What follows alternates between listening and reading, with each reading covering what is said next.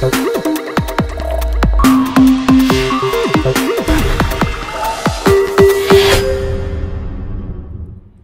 y'all, welcome back. I am not at home right now, so I do not have my normal setup.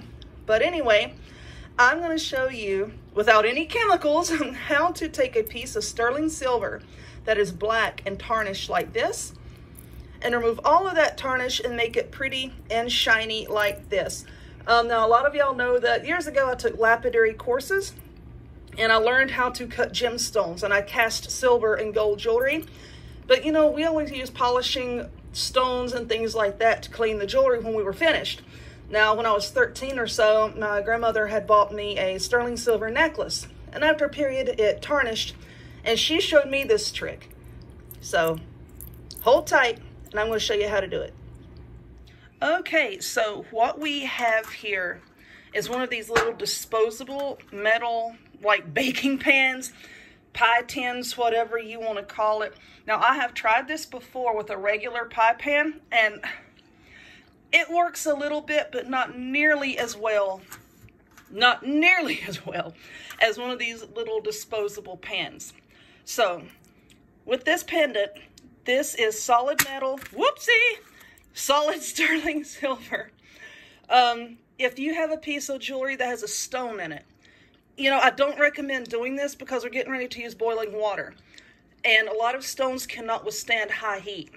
So if you're going to use this with a piece of jewelry that has a stone in it, please do your research, okay? You want to know if the stone that you have is genuine, if it is a simulated stone, what kind it is, and if it can withstand high temperatures, okay? Now you need to take your jewelry and just lay it down in your pan like that, so that as much of the piece of jewelry comes into contact with this pan as possible, okay? Now what we have is some baking soda. Put a nice layer of baking soda all over it. Now in this teapot here, like I said, I'm not at home, so I don't have my tripod in my setup, so I'm sorry. But in this teapot is boiling water. And now you're just going to pour boiling water, just slowly, until you have enough water to completely cover that piece of jewelry. And now you're just going to let it sit for a good while, okay? I'm going to let this sit for about 20 minutes, okay? And then we'll come back and we'll check it and see how it looks. Okay, so I'm trying to get it out here. You can look at a bunch of that black nasty stuff floating around. But yeah, you can see it looks a lot better now. It's kind of hard to get out. I'm looking through the camera here. But yeah, it looks a heck of a lot better.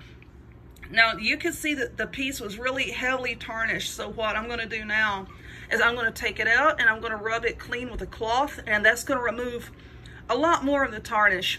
Now, because it was so heavily tarnished, I'm probably going to have to do the process all over again just to get as much off of there as possible. Now, if you don't have one of these pans, you can take anything you have, a bowl, a pot, baking sheet, whatever, and just line it with a layer of aluminum foil with the shiny side up and do the same thing. Now, this does make a chemical reaction, okay? The chemical reaction is what takes off the tarnish. And when you pour that hot water in there, you're going to notice an odor. Just don't lean directly over the pan while you're doing it. It'll be fine. It's, you know, it's not going to fill the room up with an odor or anything. But yeah, so I'm going to do it again.